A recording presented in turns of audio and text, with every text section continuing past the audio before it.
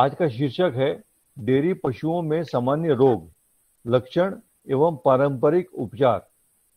ये इस संदर्भ में डॉक्टर सागर श्रॉफ, जो कि पशु स्वास्थ्य से हमारे विशेषज्ञ हैं, इस संबंध में आपको संबोधित करेंगे। नमस्कार आप सभी को। तो जैसे गुलशन सर ने बताया आपको कि आज का जो हमारा विषय है, आज का जो ये संवाद का, वो पशु स्वास्थ्य के संबंधित है, जिसमें पशुओं में सामान्य बीमारियां कौन कौन सी होती है, उसके लक्षण क्या होते हैं और उसकी रोकथाम हम घर पे कैसे कर सकते हैं, है ना। तो रोकथाम घर पे करने के लिए एक और हमारे पास एक नया तरीका है, जिसको हम पारंपरिक उपचार भी बोलते हैं हमारी भाषा में, है ना। तो उसके बारे में मैं आपको बताने वाला हूँ। तो ये विषय सूची है, बीमारियां क्या बीमारियां होती है, कैसे होती है, उसका विवरण थोड़ा मैं आपको बताऊंगा।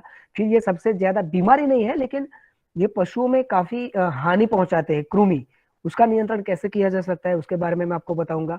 फिर एक बीमारी है एफएमडी, जिसको हिंदी में खुरपका मुंह पका बोला जाता है, उसके बारे में मैं आपको बताने की कोशिश करूंगा। फिर टीकाकरण का महत्व, क्योंकि बहुत सारी बीमारियां होती है जिसका एक ही इलाज होता है, और टीकाकरण, तो उसका महत्व क्या है वो मैं आपको बताना चाहूंगा। तो वो भी हमारी विषय सूची में है। एक और बीमारी है थनेला करके, जिसको इंग्लिश में मस्टाइटिस भी बोला जाता है, उसका नियंत्रण और वो क्यों होता है, कैसे होता है, वो मैं आपको बताऊंगा।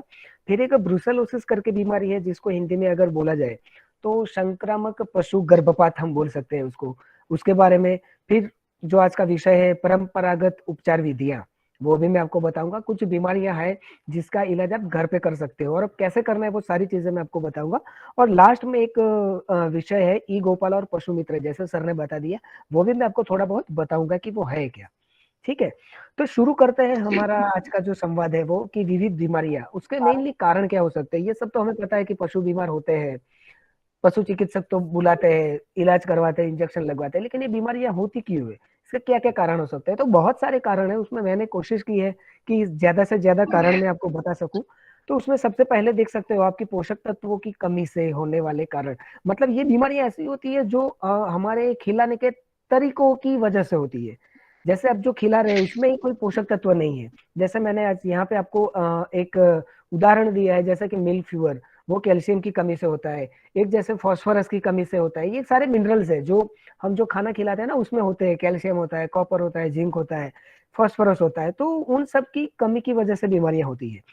दूसरा जो प्रकार है वो उपचायी बीमारियां, मतलब कि चयापचय की जो जो प्रक्रिया होती है पेट में, उसमें कहीं पे गड़बड़ है, उसकी वजह से होती है। जैसे आपको पता है, जैसे हमारे में एसिडिटी होती है, वैसे पशुओं में भी होती है, जिसको एसिडोसिस बोला जाता है। फिर एक कीटोसिस करके बीमारी है, जो जनरली क्या, जैसे ही बच्चा बच्चा बाहर आता है और दूध देना चालू करता है, तब जाके ये बीमारी होती है। फिर एक फैटी लीवर है, मतलब यकृत का बड़ा हो जाना, जिसमें फैट ज्यादा हो जाना। फिर ये डाउनर का गाय है, मतलब कि पशु का बैठ जाना प्रेगनेंसी के बाद। तो ये सारी चयापचय से संबंधित बीमारियां होती है। कुछ बीमारियां होती है कि पशु में जो विषैले पदार्थ होते हैं, जिसको हम टॉक्सिन बोलते हैं, जिसको हम जहर बोल सकते हैं, उससे बीमारियां होती है। जैसे साइनाइड पॉइजनिंग होता है। कभी कभी जो ज्वार होते हैं, वो छोटे छोटे ज्वार होते हैं, जो उसके फूल भी नहीं है और उसको पशु खा लेता है, तो पॉइजनिंग हो जाता है, जो साइनाइड पॉइजनिंग हम बोलते हैं। फिर कुछ फफूंद की वजह से होता है, जो फफूंद का जो जहर होता है वो पशु खा लेता है किसी ना किसी तरीके से, तो वो होता है। और है विविध जीवाणु, जैसे बैक्टीरिया हो गया, वायरस हो गया, जिसको हम विषाणु बोलते हैं। फिर फंगस हो गया, जिसको फफूंद बोलते हैं। और परजीवी, जो पशु के शरीर के अंदर भी रहते हैं और शरीर के बाहर भी चिपके रहते हैं, जो परजीवी होते हैं, उससे बीमारियां होती है। जैसे ये आपका खुरपका मुंह पका हो गया, थनेला हो गया, रेबिस। तो ये सारे मोटे मोटे कारण है जिससे आपके पशुओं में बीमारियां होती रहती है। ठीक है, तो शुरू करते हैं कृमि से, कि कृमि कैसे होते हैं, क्यों पशुओं में आते हैं और क्या हानि पहुंचाते हैं, और इसका इलाज क्या है। ठीक है, तो ये जनरली जो ये आप जो पिक्चर में देख रहे हो, ये जो फित्ता कृमि है, ये आपने गोबर देखा होगा, जब जब ये दस्त हो जाते हैं ना, तो ऐसे पट्टी के स्वरूप में आपको सफेद सफेद टुकड़े दिखाई देते हैं, वो एक्चुअली फित्ता कृमि बोलते हैं। फिर ऐसे ऐसे गोल कृमि भी होते हैं, जो आप ये आप गोबर के ऊपर जो देख रहे हो। और ये जो फ्लूक्स है, ये जनरली यकृत में और पेट के अंदर पाए जाते हैं। तो ये जनरली क्या है, फेफड़े, श्वसन नली, आंख, हर जगह पाए जाते हैं पशुओं में। और ये क्या होता है कि जो जो खाना आप खिलाते हो पशु को, जितना भी आप अच्छा अच्छा खाना खिलाते हो, तो उसमें से जो पोषक तत्व होते हैं, जो अच्छे अच्छे तत्व होते हैं, वो ये चूसते रहते हैं। खून को भी चूसते रहते हैं, और जो पशु को जो पोषक तत्व मिलने चाहिए वो पशु को ना मिलने की वजह ये कृमि को मिलते रहते हैं। तो मतलब कभी कभी हम ये बोलते हैं ना कि यार मैं पशु को ये खिला रहा हूँ, इतना अच्छा खाना खिलाऊं, आपका पशु आहार खिला रहा हूँ, ये मिनरल मिक्सचर पाउडर खिला रहा हूँ, लेकिन अगर पेट में कृमि है तो इनमें से जो मिलना चाहिए पशु को वो पशु को मिलने की बजाय वो कृमि ले लेते हैं, तो पशु को नहीं मिलता है, तो पशु का दूध उत्पादन कम रहता है, उसकी प्रजनन क्षमता में जो कमी आ जाती है। कभी कभी हम बोलते हैं ना कि भाई हमने कृत्रिम गर्भाधान एक बार करवाया, दो बार करवाया, लेकिन बच्चा ही नहीं बन रहा है, तो ये प्रजनन क्षमता में कमी ये कृमि की वजह से हो सकती है। तीसरा इसका लक्षण जो है वो दस्त है, अति दुर्गंध युक्त दस्त है। ये आप देख रहे हो फोटो में, जैसे कितने कितने ठीक है। फिर वयस्कता में देरी, क्योंकि पोषक तत्व ही नहीं मिल रहे पशु को, तो वयस्कता मतलब जो पुबर्टी हम जो बोलते हैं, एक वयस्क जो पशु होता है वो उसमें देरी से आता है, क्योंकि पोषक तत्व नहीं मिल रहे कृमि की वजह से, है ना। तो और एक चौथा लक्षण हम अगर बोले तो ये आप दिख रहे हो फोटो में, पानी भर जाता है जड़ में, ये जो जो निचला जो जबड़ा होता है ना उसमें नीचे पानी भर जाता है। तो अगर अगर आपके पशु में ये सारे अगर आपको लक्षण दिखाई देते हैं कि भाई वयस्कता में देरी है, प्रजनन क्षमता में कुछ कमी है, ये नीचे के जो ये जबड़ा है उसमें पानी भर गया है, फिर आपका अति दुर्गंध युक्त दस्त आ रहा है ना, तो ये सारी चीजें अगर आपको लगता है तो आप एक अंदाजा लगा सकते हो कि आपके पशु के अंदर कृमि हो सकते हैं। ठीक है, अब इसकी रोकथाम कैसे कर सकते हैं, तो इसका रोकथाम बहुत ही आसान तरीका है। अब छोटा बच्चा होता है, जैसे 10 से 15 दिन का बच्चा होता है, ये पूरा एक प्रोटोकॉल है, जिससे अगर आप प्रोटोकॉल आप अपने पशु में इस्तेमाल करते हो, फॉलो करते हो, तो वो पशु को आप कृमि के जो जो जो लक्षण है, जो उसकी उसके जो नुकसानकारक जो बातें है उससे आप पशु को बचा सकते हो। जैसे बच्चा होता है, पहली बार बच्चा जब बाहर आता है तो 10 से 15 की आयु जब बच्चे की होती है तब उसको प्रथम उसका डोज दिया जाता है कृमिनाश। लेकिन एक बात आपको याद रखनी है कि इसके लिए पशु चिकित्सक का संपर्क तो करना है आपको, क्योंकि क्या होता है ये पशु के वजन और आयु के हिसाब से इसका जो खुराक की मात्रा होती है वो तय की जाती है। ठीक है, तो सबसे पहला जो डोज होता है वो 10 से 15 दिन में बच्चे को दिया जाता है। उसके बाद 6 महीने तक हर महीने ये बच्चे को दिया जाता है, मतलब बच्चा 10 से 15 दिन में पहली बार दिया, उसके बाद 1 महीने का हुआ तब दिया, 2 महीने का, 3 महीने का, ऐसे 6 महीने का हो जाता है तब तक इसको कृमिनाश का डोज देना है। और 6 महीने से बड़े पशु हो जाते हैं उसके बाद साल में 2 बार हम बोलते हैं, एक बारिश से पहले और दूसरा सारा बारिश के बाद। अगर ये प्रोटोकॉल आप अपने पशुओं में फॉलो करते हो तो 80% हम बोल सकते हैं कि आपके पशु में ये कृमि का संक्रमण नहीं होगा। ठीक है, लेकिन आपको ध्यान में ये रखना है, इसके लिए पशु चिकित्सक का संपर्क करना है। और दूसरा रोकथाम का तरीका है, इसका पारंपरिक तरीके भी से भी है। मैं आपको लास्ट में एक वीडियो दिखाऊंगा कि अगर आपके पशु के पेट में कृमि है तो उसको आयुर्वेदिक तरीके से हम कैसे कर सकते हैं, उसको मैं आपको लास्ट में बताता हूँ। ठीक है, तो ये हो गई कृमि के संबंधित बातें। दूसरी बीमारी है खुरपका मुंहपका। ये बीमारी मैं इसलिए आपको बताना चाहता हूँ कि ये बीमारी थोड़ी खतरनाक है, संक्रामक है और पशुओं में काफी काफी नुकसान करके जाती है। ठीक है, ये एक्चुअली एक विषाणु से होने वाली बीमारी है। जैसा जीवाणु होता है ना, बैक्टीरिया होता है, ये विषाणु है, एक वायरस, जैसे कोरोना भी एक वायरस है, तो वैसे ही एक अलग प्रकार के वायरस से होने वाली ये बीमारी है, जिसको इंग्लिश में फुट एंड माउथ डिजीज बोला जाता है और हिंदी में खुरपका मुंहपका बोला जाता है। ठीक है, और ये खुर वाले पशुओं में ही होती है, खुर जिसको नहीं है वो पशुओं में ये बीमारी नहीं होती है। यह रोग दूषित हवा, खुराक और पानी से फैलता है। ठीक है, और ये रोग एक बार पशु में आ जाता है ना तो जिंदगी भर के लिए काफी नुकसान कर जाता है, क्योंकि ये बीमारी की अगर कोई दवा बोले तो इसकी कोई दवा नहीं है। ये तो ये खुर पका मुंह पका, जनरली यहाँ मैंने बताया आपको कि यह रोग दूषित हवा, खुराक और पानी से फैलता है। जनरली इसमें होता है कि इसके लक्षण में आपको बता दूं मोटे मोटे, कि इसमें मुंह में छाले हो जाते हैं, पैर में छाले हो जाते हैं, पशु को खाने में दिक्कत होती है और दूध उत्पादन, वो पशु 10 लीटर दूध दे रहा था वो सीधा 4 पे आके रुक जाएगा वो। तो इतना दूध उत्पादन में भी प्रभाव ये डालता है ये वायरस, जो ये खुरपका मुंहपका का जो वायरस है।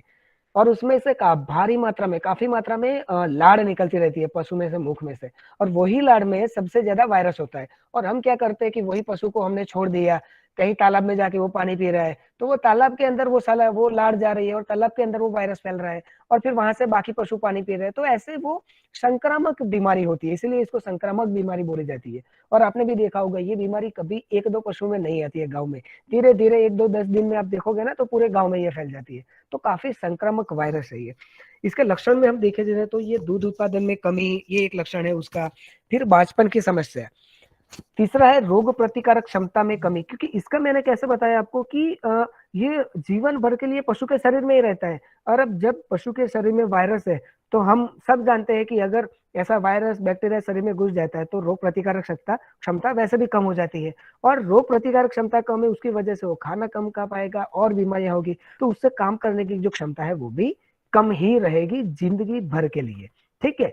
और इस रोग का कोई उपचार उपलब्ध नहीं है, जैसे मैंने बता दिया विषाणुजन्य रोग है ये, इसकी कोई दवा नहीं है कि ये शरीर में जाए और पशु में जो वायरस है वो मार सके। लेकिन इसका एक आसान तरीका मैं आपको बता दूं तो टीकाकरण। अगर टीकाकरण आप करवाते हो पशु का साल में 2 बार, तो ये वायरस आपके पशु को परेशान नहीं करेगा। ठीक है। तो इसके लिए मैंने एक टेबल बना के रखा है आपको कि ऐसी बहुत सारी बीमारियां हैं जिसका इलाज बहुत कम है, या फिर अगर तुरंत इलाज नहीं मिलता है अगर पशु को, तो उसकी मौत भी हो सकती है। ऐसे बीमारियां जैसे ये आप देख रहे हो, खुरपका मुंहपका है, एक गलघोटू है, एक लंगड़ा बुखार है, एक ये ब्रुसेलोसिस भी बीमारी है, एक गिल्टी रोग है, एंथ्रेक्स जो बोलते हैं, और एक ये किल्ली से होने वाली बीमारी थाइलेरिया। ये सब के टीका आजकल बाजार में उपलब्ध है, आसानी से मिल जाते हैं। और कुछ टीके जैसे ये खुरपका मुंहपका हो गया, ये आपका गलघोटू हो गया, ये ब्रुसेलोसिस चेपी गर्भपात, इसके टीके तो आपको फ्री में मिलेंगे। भारत सरकार और आपके आपके जो राज्य सरकार होती है वो फ्री में इसके टीके, ऐसी योजना चल रही है पूरे भारतवर्ष में। तो ये आप टीका समय समय पे लगा सकते हो। जैसे ये खुरपका मुंहपका है, 4 माह और उससे अधिक जो जो पशु है अधिक आयु वाले, उसमें देना है साल में 2 बार, बारिश से पहले और बारिश के बाद। फिर एक गलघोटू नामक बीमारी है, ये 6 महीने से ऊपर वाले पशु में दिए जाते हैं साल में 1 ही बार, बारिश से पहले। सेम ये लंगड़ा बुखार है, बारिश से पहले 1 बार।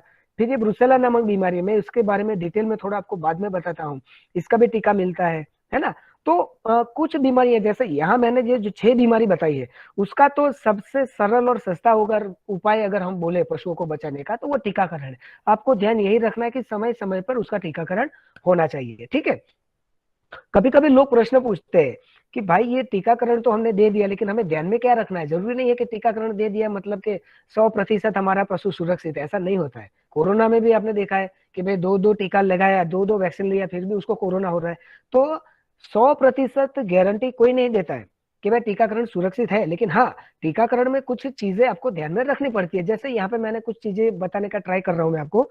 पशु का स्वास्थ्य, मतलब पशु जब बीमार है तब टीका नहीं देना चाहिए। जैसे खुरपका मुंहपका का एग्जांपल, जैसे आज की दिन में पशु में खुरपका मुंहपका है, उसको लक्षण दिख रहे हैं, उसी दिन उसको टीका नहीं देना चाहिए, वो और बीमारी को खराब करता है। तो पशु का स्वास्थ्य अच्छा होना चाहिए टीका देने के दौरान। दूसरा, टीके को प्रशिक्षण में रखना, मतलब कि आपने देखा होगा, यहाँ पे आप फोटो में देख रहे हो कि जब टीकाकरण देने के लिए ये जो जो टीकाकरण अधिकारी होते हैं, वो ऐसे बर्फ के अंदर वो वैक्सीन को, टीका को लेके आते हैं, वही टीका देना चाहिए। क्योंकि कुछ टीके होते हैं कि वो ठंडे तापमान में ही उसको टीका बोला जा सकता है, या फिर उसकी कार्य क्षमता अच्छी रहती है। उसको आप 1 घंटे धूप में रख दो तो वो टीके की कार्य क्षमता कम हो जाती है, और फिर वो आप पशु को देते हो तो फिर पशु में वो रोग प्रतिकारक शक्ति बनती नहीं है। तीसरा इसका है, कम से कम 80% पशुओं में इसका टीकाकरण होना चाहिए। मतलब हम 1-2 पशु में गांव में टीकाकरण करके छोड़ दिया तो बाकी पशु तो सुरक्षित है ही नहीं, उसमें तो वायरस रहेगा ही रहेगा, तो आप अपने गांव में से वायरस को हटा नहीं सकते हो। फिर चौथा है, 2 से 3 सप्ताह पहले पशुओं को कृमिनाश दवा, मैंने जैसे बताया पेट में अगर कृमि है तो वैसे भी पशु थोड़ा कमजोर है और उसमें आप टीका दे रहे हो, तो पशु में, कमजोर पशु में टीका देते हो तो टीके की कार्यक्षमता कम हो जाती है। तो इसीलिए हम जनरली बोलते हैं कि भाई टीकाकरण से 10 से 15 दिन पहले पशु में कृमिनाश करना आवश्यक है। और जनरली कुछ बीमारियां होती है ना कि भाई जैसे खुरपका मुंहपका है, वो जनरली की बारिश के मौसम में ही आता है, तो बारिश का मौसम शुरू होने से 1 आध महीने पहले इसका टीकाकरण हो जाना चाहिए। तो ये 4-5 बातें हैं जो आपको टीकाकरण के दौरान याद रखनी है, जिससे टीकाकरण फेल ना हो, है ना। उसकी कार्य क्षमता जो टीके की है वो 80-90% आपके पशु में ट्रांसफर हो जाए। ठीक है। आगे चलते हैं। एक और बीमारी है थनैला करके, जिसको इंग्लिश में मस्टाइटिस भी बोला जाता है। ये काफी नुकसानदायक है, पशुओं को काफी परेशान करती है और पशुओं से उसके मालिक को भी परेशानी होती है, क्योंकि इसमें सबसे ज्यादा जो नुकसान कारक ये है, दूध उत्पादन में भारी कमी हो जाती है, दूध अचानक कम या बंद हो जाता है, कभी कभी थन ये हमेशा के लिए खराब भी हो जाता है। और ये जो बीमारी है वो जनरली क्या होता है ना, हम लोग क्या होता है कि पशु ज्यादा से ज्यादा दूध दे, ऐसे पशु लेके आते हैं, तो ये बीमारी भी ऐसे पशुओं में होती है जो ज्यादा दूध देती है। संकर प्रजाति जैसे HF क्रॉस हो गई, जर्सी क्रॉस हो गई, ऐसे संकर प्रजाति में सबसे ज्यादा ये बीमारी देखने को मिलती है। ये होने के कारण क्या है, एक तो सूक्ष्म जीव, कुछ भी सूक्ष्म जीव, वायरस भी हो सकता है, बैक्टीरिया, फफूंद, कुछ भी हो सकता है। पूरा ना दोहना, ये भी एक किसका रीजन है कि हम पूरा दोहते नहीं है पशु को। ठीक है, थन के अंदर दूध रह जाता है तो भी वो इससे वो क्या है, वो जो ये आपका जो आंचल होता है उससे अंदर वो बैक्टीरिया वायरस घुसते हैं, अंदर दूध होता है उसको उसके विकास के लिए, और फिर थनैला होना चालू होता है। और कभी कभी खनिज मिश्रण की कमी, क्योंकि क्या होता है ये थन को विकसित करने के लिए। ओके, थनैला के प्रकार, तो ये हो गया थनैला क्या काम करता है, किसको होता है, कारण क्या हो सकते हैं, उसके प्रकार। कभी कभी थनैला ना हम यही समझते कि दूध कम होता है, दूध में वो मवाद छिछड़े हो गए, थन छोटा हो गया तो ये थनैला है। नहीं, ऐसा नहीं है। थनैला के 3 प्रकार होते हैं, मैं आपको बताने की कोशिश करता हूँ यहाँ पे। जैसे ये पहला प्रकार है प्रकट रूप। प्रकट मतलब आप अपनी आंखों से देख सकते हो। ये देखो, ये पीछे वाला थन आपको थोड़ा लाल कलर का दिख रहा है, थोड़ी सूजन दिख रही है। दूध, और इसका दूध देखोगे ना तो उसमें मवाद, छिछड़े या खून लगता है, और थन में सूजन, और उसको आप थन को छूते हो तो कड़ापन रहता है। वरनेला के 3 प्रकार, जैसे मैंने प्रकट रूप बताया आपको। दूसरा उसका रूप है जो स्थिर है, जिसमें थन थन के आकार में ही बदलाव हो जाता है। हम कभी कभी देखते हैं ना गाय भैंस, हम जाते देखते हैं तो पूछते हैं ना मालिकों की क्या है, तो बोलता है कि 3 थन चालू है, 1 थन बंद है। वो जो बंद थन है वही स्थिर वाला थनैला है। मतलब वो थनैला के एक आखिरी स्टेज है। अगर अगर सही से सारवार नहीं होगी तो धीरे धीरे वो साइज में छोटा होगा। एक टाइम ऐसा आएगा कि थन वो वहां से शुरू हुआ है वहीं पे वो खत्म हो जाएगा, साइज में छोटा हो जाएगा, दूध वहां से निकलना परमानेंटली बंद हो जाएगा, तो उसको हम स्थिर बोलते हैं। और सबसे पहला जो प्रकार है उसको गुप्त बोलते हैं। गुप्त मतलब आप अपनी आंखों से नहीं देख सकते, क्योंकि उसका कोई लक्षण ही नहीं है, केवल दूध की मात्रा में परिवर्तन होता है। जैसे 6 लीटर दूध दे रही है तो वो 5 लीटर देगी, बस उतना ही। मतलब दूध का जो मात्रा है वो भी इतना ही कम होगी, उससे ज्यादा कम भी नहीं होती है। तो ये 3 प्रकार है, और ये सबसे शुरुआती लक्षण है गुप्त वाला। अगर यहाँ आपको पता चल जाता है सारवार करते हो तो ठीक है, अगर यहाँ से आपको सारवार नहीं करवाते हो, गुप्त से वो प्रकट होता है। और प्रकट में भी अगर सही से सारवार ना मिली तो वो स्थिर में जाके वो थनैला खत्म हो जाता है। ठीक है, तो ये 3 प्रकार है, तो आपको थनैला में ध्यान रखना है, तो ये गुप्त वाले प्रकार में ध्यान रखना है आपको। ठीक है, आगे बढ़ते हैं। इसकी रोकथाम, तो ये प्रकार हो गया। इसकी रोकथाम कैसे, तो 8 बातें आपको ध्यान में रखनी है इसकी। ठीक है, 8 बातों में सबसे पहले बाड़े की साफ सफाई। साफ सफाई इसीलिए कि साफ सफाई जितनी अच्छी होगी उतने सूक्ष्म जीवाणु कम होंगे आपके बाड़े में। दोहन से पहले और दोहन के बाद थन की सफाई, क्योंकि थन भी काफी गंदा होता है। अगर थन की सफाई, थन के ऊपर जो सूक्ष्म जीवाणु, जो कचरा चिपका हुआ है वो भी थन के अंदर जा सकता है ना, सूक्ष्म जीवाणु के माध्यम से, तो थनैला हो सकता है। तो दोहन से पहले और दोहन के बाद साफ सफाई।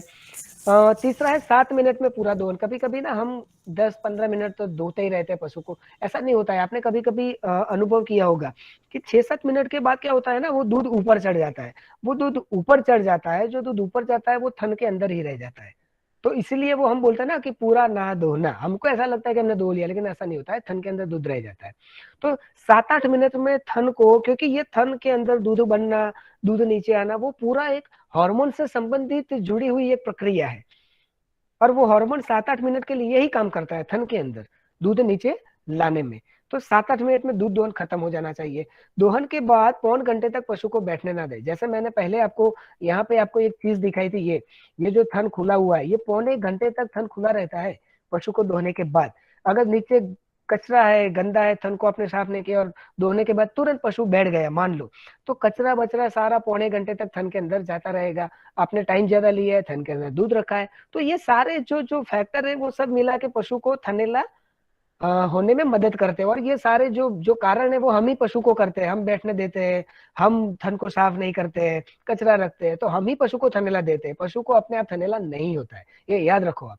ठीक है, दोहन के बाद कीटाणुनाशक दवाई का प्रयोग, वीडियो में आप देख रहे हो, सिंपल हमारा जो सोडा होता है या जो जो लाल पानी होता है, जो पोटेशियम परमैंगनेट जो बोलते हैं हम, PP सॉल्यूशन, वैसे दोहन के बाद तुरंत आप थोड़ा घोल बना के वो जो आंचल है डुबा दो आप, उससे भी जीवाणु मर जाएंगे, ये कर सकते हो। बीमारी वाले पशु को अलग रखे आप, साथ में रखोगे तो कहीं ना कहीं वायरस बैक्टीरिया दूसरे पशु में घुसे ही। समय समय पर थनैला की जांच करवाते रहिए आप, और मिनरल मिक्सचर पाउडर खिलाते रहिए, जैसे पशु की रोग प्रतिकारक क्षमता बनी रहे। ये 8 बातें अगर आप ध्यान में रखते हो तो मैं बता सकता हूँ आपको कि 80 से 90% आप अपने पशु को थनैला से बचा रहे हो। चलिए बढ़ते हैं आगे की बीमारी, जैसे ब्रुसेलोसिस, जैसे मैंने बताया था आपको, इसको हिंदी में संक्रामक पशु गर्भपात, ये जीवाणु जनित है। खुरपका मुंहपका विषाणु जनित थी, ये जीवाणु जनित है, मतलब ये बैक्टीरिया से होती है। इसके लक्षण देखो तो 2 लक्षण है। ये पशु का एबॉर्शन हो जाता है, पशु गाभिन होता है 7वां 8वां और 9वां महीना, 3 महीने में, आखिरी के 3 महीने में जो गाभिन अवस्था के, उसमें पशु का बच्चा मरा हुआ बाहर आ जाता है, एबॉर्शन हो जाता है।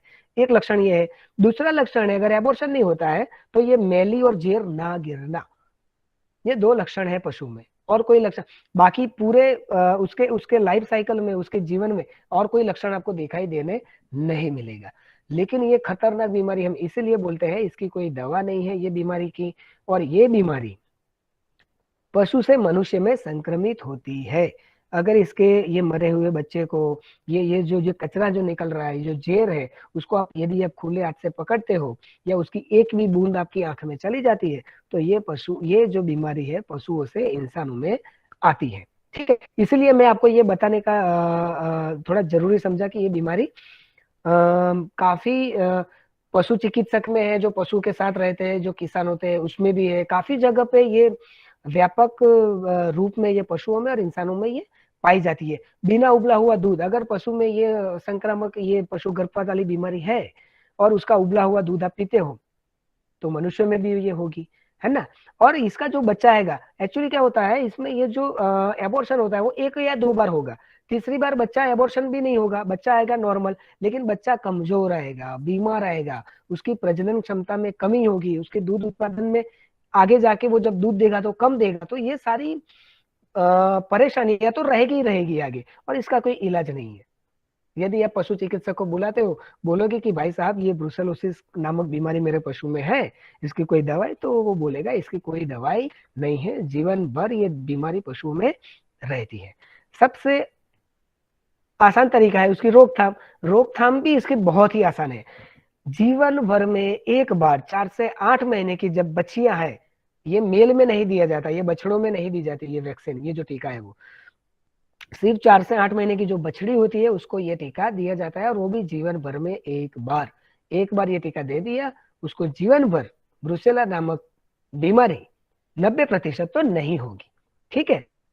दूसरा, उसका रोकथाम कैसे कर सकते हो कि संक्रमित अलग रखो 20 दिन तक, क्योंकि क्या होता है ना, वो एबॉर्शन होता है या जेर नहीं गिरती, मरा हुआ बच्चा है उसको अच्छा खड्डा करो, उसमें चूना बूना डालकर, क्योंकि ये जो बीमारी ऐसा नहीं है सिर्फ गाय भैंस में होती है, ये कुत्ते में भी हो जाएगी, आपको किसी ने भेड़ बकरी ने खा लिया तो उसमें भी हो जाएगी, तो सब में ये बीमारी होती है। ठीक है, तो इसीलिए सर बच्चे को वैक्सीनेशन कौन मरे सी होती हुए, है, टीका कौन सा होता है इसका? टीका तो सर आपको आपको जो आपके नजदीकी पशु चिकित्सक है, क्योंकि इसके टीके बहुत सारे होते हैं सर, अलग अलग कंपनी अलग अलग नाम देती है नहीं, इसके। वो नाम क्या होता है हाँ, इसका, जो है? नाम मैं आपको इसीलिए नहीं बता रहा हूँ सर कि भारतवर्ष में बहुत सारी कंपनियां हैं, नहीं, आईएएल तो है ना। बनाती होगी हर ना? एक आईएएल आईआईएल का जो नाम, आईएएल आईआईएल जो बनाती है उसका नाम ब्रूवेक्स प्लस है, ब्रूवेक्स प्लस करके ट्रूवेक्स टीका है प्लस, उसका नाम। अच्छा ठीक है सर, हाँ, ठीक है। ब्रूवेक्स प्लस। ठीक है। और ये भी भारत सरकार की जो अभी जो जो ये रोग नियंत्रण जो कार्यक्रम चल रहा है, उसमें इसका टीका फ्री में मिलता है। आपको सिर्फ पशु चिकित्सक, आपका जो सरकारी पशु चिकित्सक है उसका कांटेक्ट करना है। ठीक है? Okay okay okay. फिर मैंने जैसे बताया, जो एबॉर्शन वाला जो बच्चा है जो मरा हुआ, उसको अच्छी जगह पे चूना डालकर दबा देना चाहिए, और जहाँ पे वो जो डिस्चार्ज निकल रहा है पशु, जो मेल गिरी है, वहां पे जो अपना ब्लीचिंग पाउडर होता है उसका, या फिर कॉस्टिक सोडा होता है, वो एक 20 दिन तक आप उसका छिड़काव करिए, क्योंकि वो जो बैक्टीरिया होता है जमीन में भी रहेंगे, वो काफी सालों तक जमीन में रहते हैं, अगर वहां दूसरा कोई पशु आएगा तो उसमें जाएगा वो, तो वो छिड़काव करोगे तो वो बैक्टीरिया मर जाएंगे। ठीक है। और ये बीमारी जूनोटिक है, जैसे जूनोटिक मतलब बोला ना, पशुओं में से इंसानों में आती है, तो आपको भी वो मरे हुए बच्चे को, वो जेर जो गिल रहा है उसको खुले हाथ से पकड़ना नहीं है। ठीक है।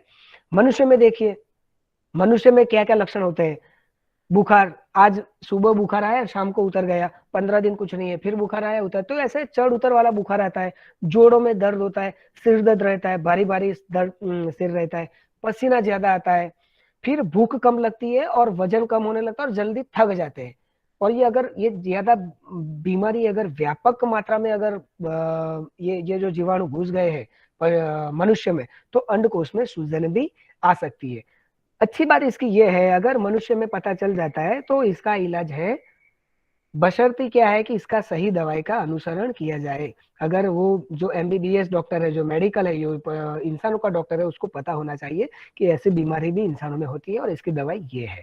ठीक है, तो ये हो गया ब्रूसेला के बारे में। लेकिन ये जो बीमारियां ज्यादातर पशुओं में देखने को मिलती है, और अगर ये बीमारियों से अगर आप पशुओं को बचा सकते हो तो 60 से 70% आप बीमारियां पशुओं में कम कर सकते हो। टीकाकरण जैसे मैंने बता दिया, वो आप 6-7 बीमारियों का टीकाकरण करवा सकते हो। ठीक है, अभी आ जाते हैं हमारे ये परंपरागत उपचार विधियां।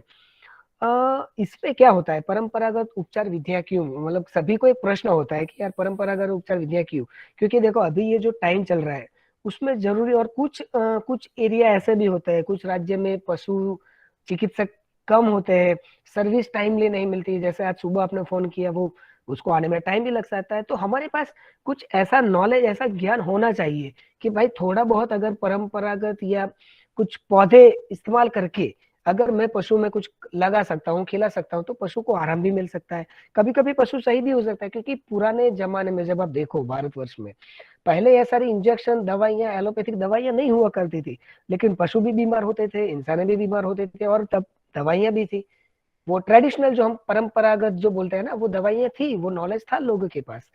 और दूसरा परंपरागत उपचार करने का पशुओं में एक और भी कारण है, ये जैसे मैंने फोटो से आपको थोड़ा बताने का कोशिश किया है। ये एक पशु है, ये इंजेक्शन, ये बहुत सारे इंजेक्शन है। जब कभी पशु बीमार होता है ना, जब आप पशु चिकित्सक को बुलाते हो तो बहुत सारे इंजेक्शन देते हैं, दवाइयां, उसमें एंटीबायोटिक भी होते हैं। एंटीबायोटिक मतलब क्या होता है कि सूक्ष्म जीवाणु रोधी, वायरस, बैक्टीरिया, उसको जो मारने की दवा होती है उसको एंटीबायोटिक बोला जाता है। अब आप सोचो, आपको सिंपल एक उदाहरण देता हूं मैं, कि पशु में कोई बीमारी होती है, उसको एंटीबायोटिक दी, अगर डॉक्टर साहब ने बोला है कि इसको 3 दिन तक एंटीबायोटिक देना पड़ेगा, लेकिन हम क्या करते हैं कि 2 दिन एंटीबायोटिक दिया, उसमें लक्षण कम हो गए, तो हमें ये लगता है कि पशु सही हो गया है, तब इसको तीसरे दिन एंटीबायोटिक देने की जरूरत नहीं है। लेकिन उससे क्या होता है, जो तीसरे दिन आपने जो एंटीबायोटिक नहीं दिया है, उसमें क्या होगा कि वो पशु के अंदर जो सूक्ष्म जीवाणु है, जो पूरी तरीके से खत्म होने चाहिए, वो आपने एक दिन डोज नहीं दिया है, उसकी वजह से कुछ जीवाणु जिंदा रह गए। और वो जीवाणु जो होंगे, वो जो बैक्टीरिया होंगे, वो फिर वही एंटीबायोटिक से लड़ने के लिए सक्षम हो जाएंगे, है ना। AMR, एंटी माइक्रोबियल रेजिस्टेंस, इसका मैं आपको इंसानों का उदाहरण देता हूं मैं आपको। आपने इंसानों में एक बीमारी देखी होगी, टीबी, जिसको हिंदी में क्षय बोला जाता है। ठीक है, अब ये टीबी जब शुरुआती जब भारत में देखा गया था कि इसको टीबी बोलते हैं, ये इसके जीवाणु है, तब वो उसकी दवाई थी। आप 6 हफ्ते दवाई लेते हो तो टीबी के जीवाणु शरीर में से खत्म हो जाते थे, आप टीबी मुक्त हो जाते थे।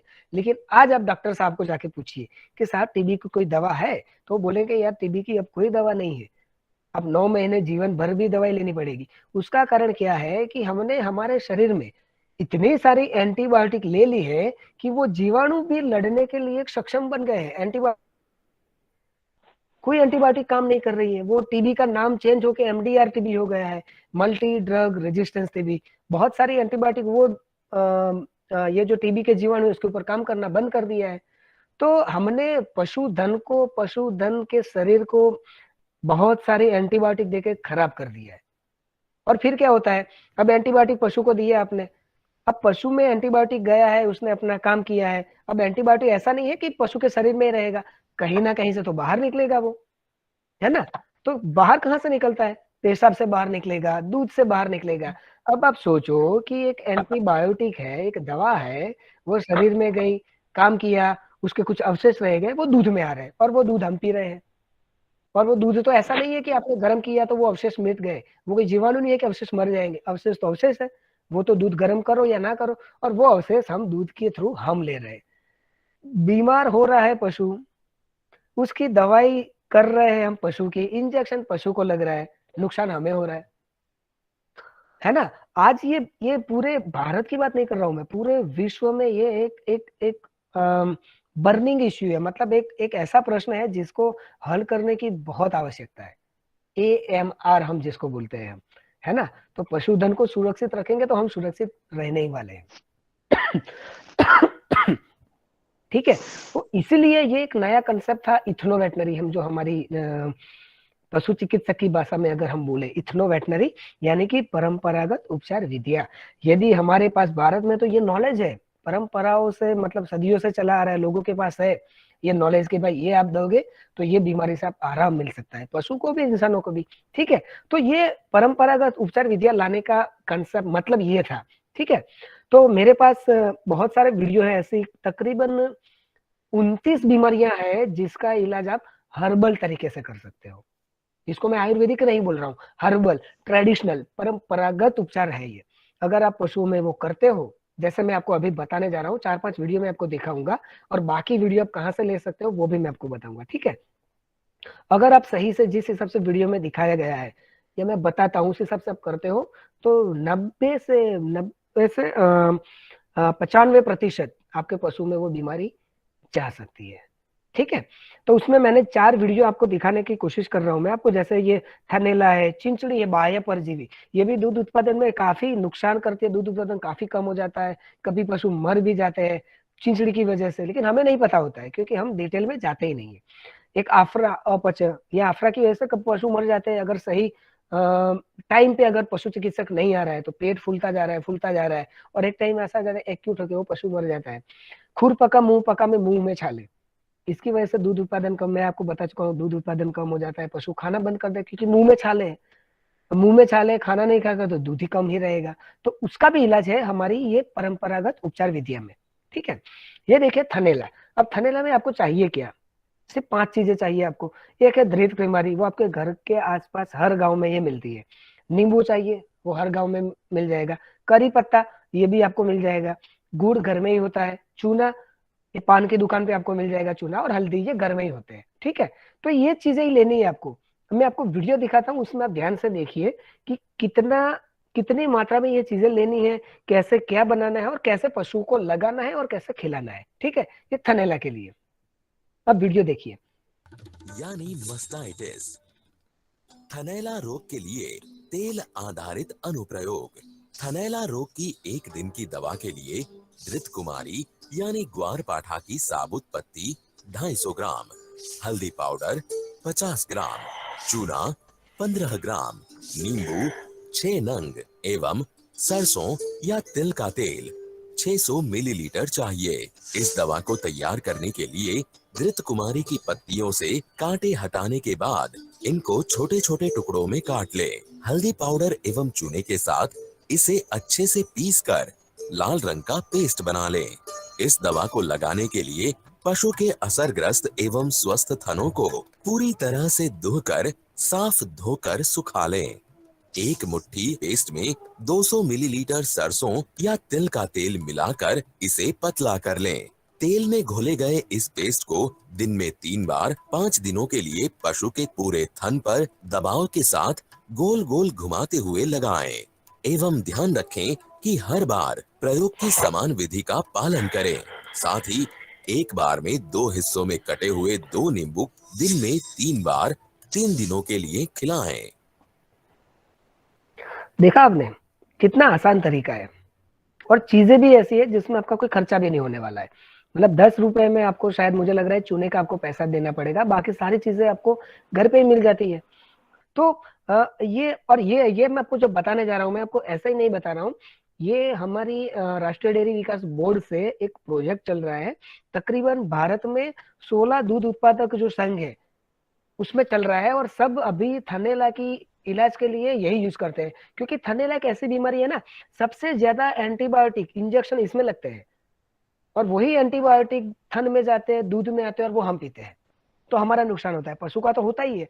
तो और इससे क्या, इसके कोई अवशेष नहीं होते हैं, पूरे तरीके से हर्बल है, और कोई पशु को नुकसान नहीं है। और ये अगर जिस हिसाब से वीडियो में बताया उतनी मात्रा में उतने दिन तक अगर लगाते हो आप, तो 90%, हमारे पास लाखों केस है, ऐसे डेटा है हमारे पास कि 90% तो इसमें आराम मिल जाएगा, और 90 से ज्यादा तो आपकी कोई इंजेक्शन भी काम नहीं करता है ना। तो एक ये है। दूसरा ये वीडियो है चिंचड़ी के लिए, जो बाह्य, जो शरीर के ऊपर जो खून चूसते रहते हैं, जो कीड़े हम बोलते हैं, किलनी जो बोलते हैं। इसमें आपको क्या क्या चाहिए देखिए, लहसुन, नीम के पत्ते, निम्बोली होती है, ये वज का कंद, ये आपको आयुर्वेदिक की दुकान से लाना पड़ेगा। ये भी आराम से बाजार में मिल जाता है आपको। सिर्फ एक ही चीज है जो बाहर से आपको लानी पड़ेगी। तुलसी के पत्ते घर पे मिल जाएंगे। ये चतुरंगी लेंटना, ये रोड के दोनों साइड उगते हैं। ये छोटे छोटे फूल होते हैं रोड के, मतलब स्मेल आती है, ये पशु खाते नहीं है जनरली। ये है, और ये हल्दी है।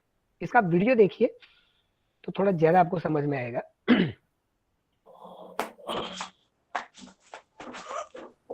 चिंचड़ी बाह्य परजीवी यानी टिक्स एंड एक्टोपैरासाइट्स। पशु के शरीर पर चिंचड़ी यानी बाह्य परजीवी की समस्या के उपचार के लिए लहसुन की 10 कलियां, नीम के पत्ते 1 मुट्ठी, निमोली 1 मुट्ठी, वच के कंद 10 ग्राम, हल्दी पाउडर 20 ग्राम, चतुरंगी यानी लेंटाना के पत्ते 1 मुट्ठी एवं तुलसी के पत्ते 1 मुट्ठी ले। प्रयोग की विधि के लिए इस सभी सामग्री को पीस लें। अब इस मिश्रण में 1 लीटर साफ पानी मिलाएं। इस मिश्रण को बारीक छलनी या मलमल के कपड़े से छान लें। इस द्रव को एक साफ स्प्रे बोतल में भर लें। इस दवा को पशु के संपूर्ण शरीर पर स्प्रे करें। इस दवा को पशु के शरीर पर किसी दरार या सुराख में भी स्प्रे करें। इस द्रव में कपड़े को डुबोकर भी पशु के शरीर पर लगाया जा सकता है। इस उपचार को सप्ताह में 1 बार दोहराते रहें जब तक चिचड़ी खत्म न हो। इस उपचार को दिन के गर्म समय में ही करें। देखा आपने, ये बताने का मेरा जो उद्देश्य था ये था, क्योंकि हम पशुओं में किलनी तो होती है, चिंचड़ी होती है, तो हम क्या करते हैं, मार्केट से वो कुछ ना कुछ स्प्रे लेके आते हैं। वो सारे पॉइजन होते हैं, और मार्केट में अभी इतने स्प्रे तो बचे ही नहीं है कि जो हमने ट्राई ना किए हो। अभी ये जो किलनी होती है ना, वो भी वो स्प्रे से लड़ने के लिए सक्षम हो गई है। बाहर में जितनी मार्केट में दवाई मिलती है वो, है ना। तो वो किलनी भी आपने देखा होगा कि आपने स्प्रे किया, 10-15 दिन तक किलनी रही रहेगी। 10-15 जैसे ही दवाई का असर खत्म हुआ, किलनी दरार या सुराख में छिप गई है, वो वहां से बाहर आ जाएगी वो। तो ये सारा AMR है, जैसे मैंने बताया था ना आपको कि रेजिस्टेंस, ये सब किलनी लड़ने के लिए सक्षम हो गई है। हम एक ही प्रकार की दवाई हम यूज करते हैं पशुओं में, है ना। तो और ये स्प्रे आपने देखा, हर 15 दिन में एक बार पशु में आप घर पे एक बार बनाने के बाद 1 आध महीना ये स्प्रे आप रख सकते हो। हर 15 दिन में स्प्रे करो, ना किसी पशु के ऊपर। आप दरारे हैं जहाँ पे आपका जो बाड़ा है, वहां दरारों के ऊपर भी आप ये स्प्रे कर सकते हो। बिल्कुल ये पूरा वो वाला आप बोल सकते हो, आयुर्वेदिक वाला बोल सकते हो। पशु को कोई नुकसान होगा नहीं इसमें, ठीक है। और एक ये खुरपका मुंह पका रोग में मुंह में छाले, जो ये आप चित्र देख रहे हो ना, मुंह में ऐसे छाले हो जाते हैं, तो पशु खाना नहीं खा पाता है, और उसकी वजह से उसका दूध उत्पादन, रोग प्रतिकारक क्षमता कम है। इसमें हमें क्या चाहिए, देखो ये सारा किचन का सामान है। जीरा, लहसुन, मेथी, हल्दी, नारियल, गुड़ और काली मिर्च, ये सब किचन में मिल जाएगा। बाहर से आपको कुछ लाने की जरूरत ही नहीं है नारियल के अलावा, ठीक है। ये वीडियो देखिए आप।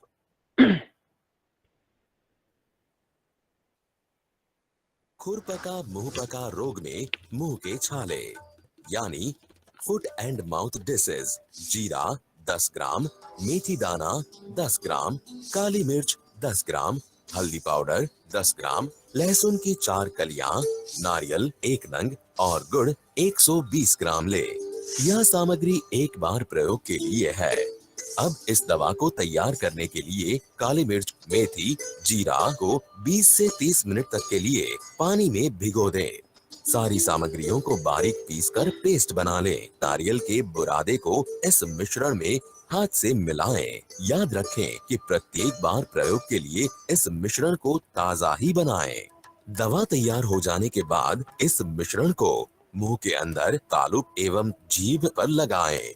इस विधि को दिन में 3 बार 3 से 5 दिनों तक दोहराएं। ठीक है, देखा आपने। सिर्फ पशु के ऊपर लगाना है, मुंह में जहाँ पे छाले हैं।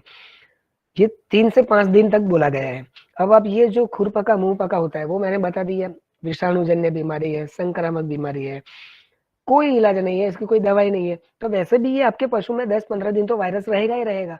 तो ये 5 दिन अगर आप करते हो, तो जो दूध उत्पादन कम हुआ है ना, वो दूध उत्पादन जितना पहले था, वो दूध उत्पादन लाने में ये मदद करता है। छाले जल्दी ठीक हो जाते हैं तो पशु खाना चालू करता है।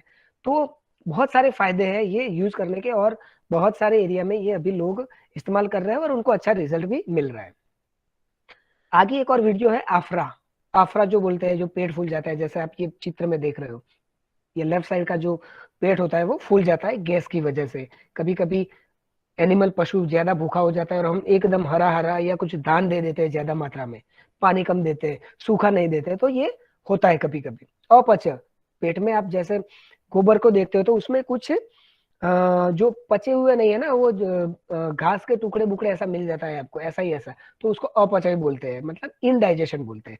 उसमें आपको क्या चाहिए, देखिए प्याज है, लहसुन है, लाल मिर्च, जीरा, हल्दी, गुड़, नमक, अदरक, पान के पत्ते, काली मिर्च, सब कुछ आपको मिल जाएगा आपके गाँव में से, बाहर जाने की जरूरत नहीं है इसके लिए। ठीक है, इसका वीडियो देखिए आप कि क्या इसमें बनाते हैं और कैसे खिलाते हैं। आफरा एवं अपच यानी इंडाइजेशन एंड ब्लॉट। पशुओं में आफरा एवं अपच की समस्या के उपचार के लिए प्याज 100 ग्राम, लहसुन की 10 कलियां, लाल मिर्च 2 नंग, जीरा 10 ग्राम, हल्दी पाउडर 10 ग्राम, गुड़ 100 ग्राम, काली मिर्च 10 ग्राम, पान के पत्ते 10 नंग और अदरक 100 ग्राम लें। यह सारी सामग्री एक दिन के उपचार के लिए है। दवा तैयार करने के लिए जीरा एवं काली मिर्च को 30 मिनट के लिए पानी में भिगो दें। सभी सामग्री को पीसकर पेस्ट बना लें और इसमें हल्दी पाउडर एवं गुड़ मिलाकर मिश्रण के छोटे छोटे लड्डू बना लें और तैयार लड्डू को दिन में 3 से 4 बार 3 दिनों तक पशु को खिलाएं। देखा आपने, इससे आफरा और अपच हुए पशु को आराम मिलेगा। ठीक है, तो ये 4 वीडियो है। वैसे हमारे पास 29 बीमारियों के वीडियो है, ऐसे 29 अलग अलग बीमारियां, जैसे पॉइजनिंग हो गया है ना, किसी कवक या विष का असर होता है, पशु गाभिन नहीं हो रहा है, पशु गर्मी में बाकी वीडियो कहाँ मिलेगा? सर मैं बता रहा हूँ आपको, बता रहा हूँ, है ना, ये तो हमारे पास टाइम कम है इसलिए मैंने 4 ही दिखाया है आपको। बाकी वीडियो आपको मिलेंगे यहाँ पे। ई गोपाला, ये एनडीडीबी का एक एप्लीकेशन है, एंड्रॉइड फोन, अगर आपके पास स्मार्टफोन है तो उसमें प्ले स्टोर में जाके आप डाउनलोड कर सकते हो। ये हमारे प्राइम मिनिस्टर मोदी साहब ने ये लॉन्च किया था सितंबर में। ई गोपाला, यहाँ पे आप सिंबल देख रहे हो, जैसे ये ई गोपाला, ये अभी 11 भाषाओं में उपलब्ध है। मतलब आपको गुजराती, हिंदी है, उड़िया है, मलयालम है, कन्नड़ है, बहुत सारी भाषाओं में आपको हिंदी में मिल जाएगा। मैंने आपको हिंदी जो स्क्रीनशॉट लिया है, ई गोपाला, प्ले स्टोर में से डाउनलोड कीजिए।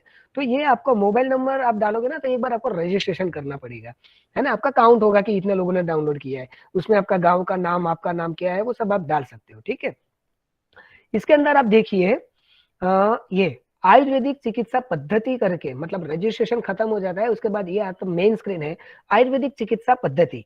इसके अंदर जाओगे आप तो उसमें 29 बीमारियों के, वहां पे हिंदी में सब कुछ लिखा हुआ है। जैसे ये मैं आपको एक कोशिश किया मैंने, थनेला, ये थनेला में सब कुछ लिखा हुआ है। देखो सामग्री क्या चाहिए, तैयार करने की विधि क्या है, प्रयोग की विधि है, सब कुछ है, और इसमें वीडियो भी मिलेगा आपको। आप चालू करोगे, वहां पे 2 है, एक आप पढ़ सकते हो, पीडीएफ होगा, और एक वीडियो होगा। जैसे वीडियो के ऊपर आप क्लिक करोगे तो आपको ये वीडियो चालू हो जाएगा। तो सारी बीमारियां वहां पे लिखी हुई है, 29 बीमारियों के वीडियो आपको आपके मोबाइल में ही मिल जाएंगे, और वो भी हिंदी में। ठीक है, तो ये एप्लीकेशन आप अभी डाउनलोड कर सकते हो। ठीक है, स्मार्टफोन होना चाहिए, बस वही है, नेट कनेक्शन होना चाहिए, स्मार्टफोन है, आजकल तो लोग व्हाट्सएप यूज कर रहे हैं, तो ये एप्लीकेशन रखो। और ये एप्लीकेशन ऐसा नहीं है कि सिर्फ ये हमारे पारंपरिक उपचार के लिए, इसमें पशु पोषण भी है, पशु को क्या खिलाना, कितना खिलाना, कैसा खिलाना है, वो मिलेगा आपको। पशु का कान में जो कड़ी लगती है, उसमें जो आधार नंबर जो पशु का होता है, उसके बारे में जानकारी मिलेगी आपको। कोई भारत सरकार की कोई योजना आती है, एनडीडीबी की कोई योजना है आपके राज्य सरकार की, वो जानकारी आपको मिलेगी। पशु को खरीदना है, बेचना है, पशु में सीमेन कहाँ से मिलेगा, कॉन्टेक्ट पर्सन कौन हो सकता है, आपके आसपास में कौन है जो ये कृत्रिम गर्भधान कर्मचारी है, कौन है जो टीका दे सकता है, आप वो सारी जानकारी इसके अंदर मिलेगी आपको। मतलब एक ही एप्लीकेशन के अंदर आपकी बहुत सारी समस्याओं का हल आपको मिलेगा यहाँ पे। ठीक है, तो जरूर से आप डाउनलोड कीजिए ये ई गोपाला। दूसरा एक सर ने भी ऐसा आपको बताया था, पशु मित्र। पशु मित्र मतलब ये एक हमारे यहाँ आनंद में राष्ट्रीय डेयरी विकास बोर्ड में एक छोटा सा कॉल सेंटर है। कॉल सेंटर मतलब आप फोन करो, हमारे यहाँ 3 डॉक्टर है, जैसे एक मैं हूँ, एक और डॉक्टर है जो पशु प्रजनन के एक्सपर्ट है, एक पशु पोषण के एक्सपर्ट है, तो 3 डॉक्टर है। आपको जिससे भी बात करनी हो आपके प्रश्न के हिसाब से, तो आपसे बात करके आपको आप समस्या बताओ, आपको समाधान, ठीक है, आप जानकारी देंगे कि आपको आगे क्या करना है। अगर हमारे पास ये हर्बल वाला कोई इलाज है तो हम वो आपको बताएंगे। पशु आहार से संबंधित कोई समस्या है तो उसका हम आपको हल, मतलब हम आपको उसको सलाह देंगे, जानकारी देंगे पशु के स्वास्थ्य के बारे में, पशु पोषण और पशु प्रजनन के बारे में। स्क्रीन के ऊपर आपको वो नंबर भी, पशु मित्र का नंबर भी लिखा हुआ है। दूसरा है, अब जब आप ई गोपाल एप्लीकेशन डाउनलोड करते हो तो ये जो स्क्रीन दिख रही है ना आपको, इसमें बीच में देखिए पशु मित्र को कॉल करें, यहाँ पे सीधा अगर वो जो फोन का जो सिंबल है उसके ऊपर आप क्लिक करते हो तो सीधा फोन एनडीडीबी में लग जाएगा, आपको ये नंबर डायल करने की भी जरूरत नहीं है। ठीक है, तो ये जो दो सुविधा जो जो एनडीडीबी की है, राष्ट्रीय डेयरी विकास बोर्ड की, वो आप आसानी से उपलब्ध है और आप इसका लाभ ले सकते हो। ठीक है, तो धन्यवाद, यही तक मेरा प्रेजेंटेशन था। जो पूछना था पूछिए। सागर सर नमस्ते, मैं अब्दुल कलीम जी जी कर्नाटक। नमस्कार। मैं जी सर, आपका नमस्कार। एनडीडीबी का स्टूडेंट हूँ, अगस्त के महीने में किया था लास्ट टाइम। ओके ग्रेट, अच्छी बात है। सर मेरे को एक क्वेश्चन था, थैलेला जिस जानवर को होता है उसका दूध जी जी, अगर हम निकालते हैं, अगर यूज करते हैं तो कुछ प्रॉब्लम्स होते हैं क्या? हाँ देखो, उसमें थनैला में जैसे मैंने बताया, थनैला 3-4 चीजों से होता है। एक आपका सूक्ष्म जीवाणु है, उसमें वायरस हो सकता है, बैक्टीरिया हो सकता है, फफूंद हो सकती है। ठीक है, अब उसका दूध जब आप पीते हो, निकाल तो ठीक है, निकाल लो आप। जब पीते हो ना तो बिना उबला हुआ दूध नहीं पीना चाहिए, एक, क्योंकि बिना उबले हुए दूध में तो वायरस भी हो सकता है, बैक्टीरिया भी हो सकता है, सूक्ष्म जीवाणु होंगे ही होंगे। अगर वो शरीर में जाते हैं तो कुछ ऐसे जीवाणु भी हो सकते हैं जो हमारे शरीर में जो जो जो ये पाचन तंत्र है उसमें कुछ हानि पहुंचा सकते हैं वो, है ना। तो पी सकते हैं, बिना उबाले नहीं पीना है। दूसरा उसमें एक पहलू ये है कि अगर थनैला जिस पशु को हुआ है, अब उसमें एंटीबायोटिक, जैसे मैंने बताया एंटीबायोटिक इंजेक्शन लगाया हुआ है। अगर एंटीबायोटिक लगाया हुआ है तो मैंने जैसे बताया आपको कि सारी एंटीबायोटिक, एक जैसे आपको मैं सिंपल एग्जांपल देता हूँ, जैसे जेंटामाइसिन करके एक एंटीबायोटिक है, अगर वो पशु में जब जाती है तो वो जो एंटीबायोटिक की जो दवाई का जो वायल होता है, जो शीशी होती है, जो बॉटल होती है, उसके ऊपर लिखा होता है कि भाई ये देने के बाद दूध में इतने दिनों तक इसके अवशेष आएंगे। वो जनरली 10 से 18 दिन होते हैं। अब आप सोचो कि जेंटामाइसिन दवाई अंदर गई है, 10 से 18 दिन तो वो दूध के अंदर उसके अवशेष आने वाले हैं। अब आप नक्की करो, आप डिसाइड करो कि वो दूध आपको पीना है कि नहीं पीना है। मैं तो ये बोलूंगा नहीं पीना चाहिए, क्योंकि वो अवशेष आप में आ रहे हैं, नुकसान आपके शरीर का हो रहा है ना। तो ये तो पहलू है। कर देना। एक स्टैंडर्ड प्रोटोकॉल अगर मैं बताऊं तो जब तक पशु का एंटीबायोटिक का ट्रीटमेंट चल रहा है, वो दूध को पीना भी नहीं चाहिए, मंडली में भी नहीं देना चाहिए, किसी को बेचना, वो दूध को डिस्कार्ड करना चाहिए। ओके, सेफ साइड, है ना। Thank you. Okay okay, thank you. बताइए मनोज जी, बताइए। प्रश्न ऐसा है कि सर अगर हम गाय या भैंस मार्केट से लेते हैं तो उसका डीएनए टेस्ट या जॉन डियर जो टेस्ट है वो करना जरूरी है क्या? डीएनए टेस्ट बोल रहे हो आप? डीएनए बोला आपने? डीएनए टेस्ट, ब्रुसेला टेस्ट और जो जॉन टेस्ट है और टीबी टेस्ट है, ये सब करनी जरूरी है क्या? देखो, जरूरी आप बोलोगे तो मैं बोलूंगा हाँ, क्योंकि जब आप पशु खरीद रहे हो आपको पता है ही नहीं कि उसमें ब्रुसेला है कि नहीं है। ठीक है, अब मैंने ब्रुसेला के आपको एक एग्जांपल देता हूँ। ब्रुसेला मैंने बताया जूनोटिक बीमारी है, पशु में से आप में आएगी। अब पशु आप जनरली हम ना गाभिन पशु खरीदते हैं कि भाई 2 महीने के बाद बच्चा आएगा, दूध मिलना चालू हो जाएगा। अगर मान लो वो पशु में ब्रुसेला है, आपने टेस्ट नहीं किया और आपके पास आया और आने के 15 दिन के बाद एबॉर्शन हो गया, चलो एबॉर्शन तो हो गया ठीक है, लेकिन गलती से वो एबॉर्शन, वो जो डिस्चार्ज है वो आप में कहीं ना कहीं आंख में उड़ गया, आपके हाथ में नाखून से आपने आ गया, तो आपको ब्रुसेला हो सकता है। टेस्ट करना कंपलसरी है सर। अगर आपको सही बताऊं, एक प्रोटोकॉल बताऊं, तो आप टेस्ट करवाओ, सबसे अच्छी बात है। एक आपने दूसरा बोला जॉनिन टेस्ट। जॉनिन होता है जनरली एक हमारे में जैसे टीबी होता है ना, वैसे एक जेडी करके जॉनिन बीमारी होती है जो पशुओं में होती है, जिसका भी कोई इलाज नहीं है। पशु का वजन कम होते रहता है, दस्त होते रहते हैं, उत्पादन में भी हमेशा वो पशु बाकी पशुओं से कम ही देता है उसका। डीएनए जो आपने बोला, डीएनए की कोई आवश्यकता नहीं है सर। ये टेस्ट कैसे होता है सर? डीएनए टेस्ट करवाने के लिए कौन सा टेस्ट सर? ये ब्रुसेला का टेस्ट कैसे होगा सर, जहां हम गाय लेने जाएंगे? हाँ, ब्रुसेला नहीं, वहां तो नहीं होगा सर।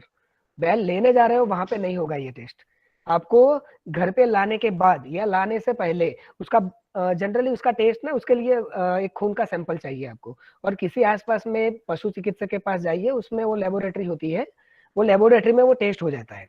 ज्यादा खर्चा वाले टेस्ट नहीं है वो, मतलब वो ब्लड लिया, उसमें से सीरम सेपरेट किया, 1 दिन लगता है और उसके बाद वो टेस्ट करके आपको तुरंत रिजल्ट कि ब्रुसेला पॉजिटिव है कि नेगेटिव है। लेकिन ये झंझट में अगर नहीं पड़ना है आपको, तो मैं आपको ये सलाह दूंगा कि आप जहां से पशु खरीद रहे हो उसको पूछो कि भाई ये बछड़ी थी 4 से 8 महीने थी, तब ब्रुसेला का वैक्सीन दिया था कि नहीं दिया था। अगर वैक्सीन दिया है तो टेस्ट करने की जरूरत ही नहीं, उसको ब्रुसेला होगा ही नहीं। तो अब उसका ये तो एक पॉलिसी, क्या आपने प्रश्न पूछा है मैनेजमेंट वाला, उसमें मैं ज्यादा आपको कुछ नहीं बता पाऊंगा। लेकिन भारत सरकार का जो प्रोग्राम है उसमें कंपलसरी कान पे कड़ी लगाओ, आपका डिटेल, पशु का डिटेल, एक ऑनलाइन सॉफ्टवेयर होता है के अंदर, और पशु भी टीकाकरण होते हैं, डेट वाइज वो टीकाकरण की सारी माहिती डाली जाती है, ये पशु को ये दिन में ये बंदे ने टीका लगाया है, वो सारी जानकारी रहती है। सर मैं उत्तराखंड से था, कुछ जानकारी चाह रहे थे। जी सर बताइए। हाँ सर, मेरा नाम राजेश मेहता है, मैं इसमें पिथौरागढ़ से बोल रहा हूँ, उत्तराखंड से। सर हमारे यहाँ मैं जानकारी चाह रहा था कि जैसे हमारे यहाँ काफ़ी स्कीम्स हैं जिसमें कि आउट ऑफ स्टेट से कैटल परचेज करके हम लोग लेके आते हैं पहाड़ में, लेकिन उसमें ये देखा जा रहा है कि जो नीचे से जानवर आता है वो उतना सरवाइव नहीं कर पाता और काफ़ी मृत्यु दर काफ़ी है। तो जैसे अभी भी हम देखें तो हमारा 1 डिग्री या 2 डिग्री टेम्परेचर चल रहा है यहाँ पर, तो क्या एनडीडीबी की कुछ ऐसा है कि भी जैसे हमारे पशु आहार ही हम देते हैं, अपना कोऑपरेटिव का पशु आहार ही हम खिलाते हैं कि भी हम गर्मियों में भी वही खिलाते हैं, सर्दियों में भी वही खिलाते हैं, तो क्या इसमें कुछ नॉर्म्स वगैरह ऐसे होते हैं कि हम सर्दियों में कुछ चेंज करें, अपने कैटल फीड को ही चेंज करें, क्योंकि हमारे फार्मर्स वही ज़्यादा खिलाते हैं और हम गर्मी में भी वही खिला रहे हैं, सर्दियों में भी वही खिला रहे हैं, और जानवर उतना आके यहाँ सर्वाइव नहीं कर पा रहा है ठंड की वजह से। तो क्या हम इसमें कुछ चेंजिंग कर सकते हैं? क्या हम काश्तकार को सलाह दें? मैं बताने की आपको कोशिश करता हूँ। उसमें क्या, जैसे पहला प्रश्न था आपका आहार संबंधित।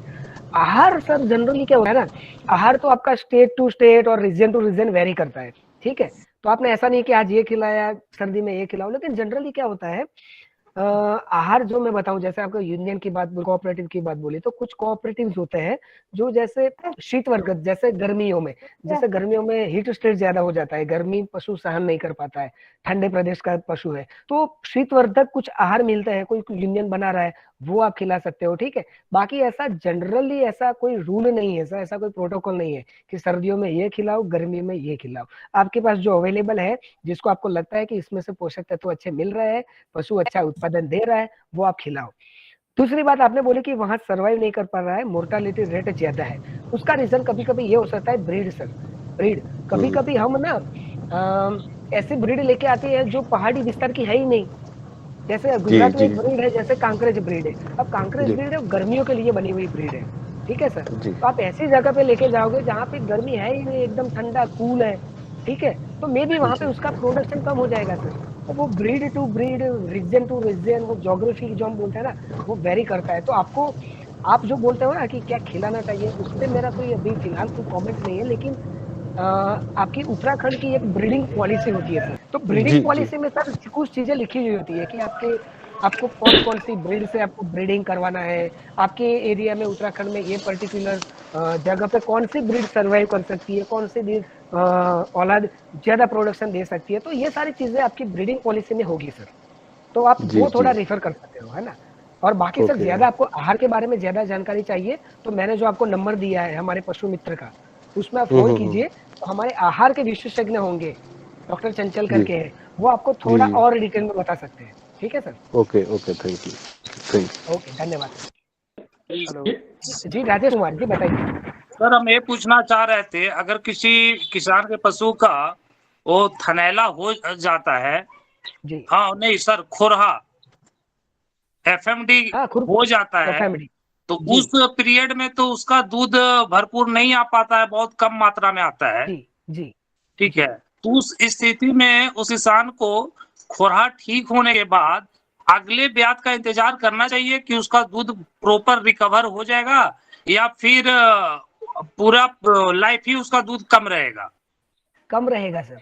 एक सिंगल वाक्य में आंसर दे रहा हूँ, पूरी लाइफ उसका दूध उत्पादन जितना पहले था उतना कभी नहीं होगा, क्योंकि ये तीसरी बार बता रहा हूँ, विषाणुजन्य बीमारी है, वायरस की जी कोई दवा नहीं है। जिंदगी भर पशु के शरीर के अंदर वायरस रहेगा, उसकी वजह से उसकी रोग प्रतिकारक क्षमता कम रहेगी और बीमारियां ज्यादा होगी। और दूध उत्पादन याद रख लो, ये दूध उत्पादन बीमारी से पहले जितना था उतना लाइफ टाइम कभी नहीं होगा। सर, ऐसा हमने एनडीडी गया थे तो वहां पे हम भी सीखे थे सर। जी जी लेकिन प्रॉपर में हम ऐसे 2 किसान से मिले फील्ड में, दोनों अलग अलग जगह के अच्छे किसान थे। वो बोल रहे हैं कि एक ब्यात में तो 20 लीटर दूध का कैपेसिटी था, 2-3 लीटर ही मिला, लेकिन अगले बार जब प्रेग्नेंट हुई उसके बाद बच्चा हुआ तो उसका है जो दूध कैपेसिटी और बढ़ गया। ओके ओके ओके, मतलब वो होने के बाद कैपेसिटी बढ़ गया, पैसा बोल रहे हो जी। दूसरे ब्यात में बोल रहे हैं एकदम बढ़ गया, जो हमको पिछले ब्यात में जितना कमती थी उतना सरप्लस दे दी अगले ब्यात में। नहीं, मतलब 20 लीटर से ज्यादा हो गया। हम ऐसा बोले तो हम सर कंफ्यूज हो गए, तो हमको लगा सर ठीक है समझ गया ना। तो जितना उसका कैपेसिटी है सर उससे ज्यादा तो वो देगा नहीं, पहली बात, ठीक है जी। जितना कैपेसिटी है जो ब्रीड के है वो प्रजाति के हिसाब से जितना है उससे ज्यादा वो दूध देके नहीं। दूसरी बात वो बोल रहे हैं कि बढ़ गया, उसका रीजन ये सर कुछ अपवाद होते हैं। अपवाद समझते हो ना आप? जी, अपवाद होते हैं, राइट। तो हर जगह ऐसा नहीं होगा सर, उसका मैनेजमेंट बहुत अच्छा रहा होगा, या फिर उसने ये करवाया होगा कि वो खुर पका मुंह पका होने के बाद भाई साहब को समझ में आ गया होगा कि करना क्या है। फिर रेगुलर टीकाकरण करवाते होंगे, रेगुलर कृमिनाश करवाते होंगे, पशु को अच्छा आहार देते होंगे। तो ये सारे फैक्टर्स भी होंगे। सिर्फ आपने यही पूछा कि दूध उत्पादन, लेकिन दूध उत्पादन लाने के पीछे और क्या कारण थे, भाई साहब ने क्या किया, वो शायद आपको पूछना रहेगा। वो आप पूछोगे तो वो बोलेंगे हाँ मैंने थोड़ा मैनेजमेंट तो चेंज किया है उसके बाद। हेलो, है ना। तो वो चीजें होती है सर, अगर आप सही से मैनेजमेंट अगर आपका अच्छे करते हो तो दूध उत्पादन। लेकिन एक हम जो जनरल रूल बोलते हैं ना कि जितना पहले था उससे ज्यादा दूध तो कभी नहीं देती। सर एक सवाल और सर, सर हम लोग दूध उत्पादन के लिए तरह तरह के उसको मतलब बताते हैं, एक खिलाना एक, कुछ किसान ऐसे भी हैं वो चाहते हैं कि ज्यादा हम कुछ ना दे, कम मेहनत में कुछ इस तरह का फूड सप्लीमेंट टैबलेट टाइप का हो कि सूखा चारा दें और साथ में उसको एक टैबलेट या कुछ हॉर्लिक्स टाइप का खिला दे और उसका प्रॉपर जो है जो दूध मिल्किंग हो जाए। आपको लगता है ये सही है आपका? तो फिर हमें ये सब खाने की जरूरत क्या है? मार्केट में बहुत दवाइयां मिलती है हमारे लिए, बताया आपको, च्यवनप्राश मिलता है, वो खा के जी रहे हैं। ऐसा नहीं हो सकता सर, ऐसा नहीं हो सकता। जी सर, मैं बिहार से बोल रहा हूँ, वैशाली जिला। जी सर। अरविंद मेरा नाम हुआ सर जी। मैं कोऑपरेटिव से जुड़ा हुआ हूँ, पटना डेयरी प्रोजेक्ट से, जिसकी चर्चा आपने पहले की है डेयरी का।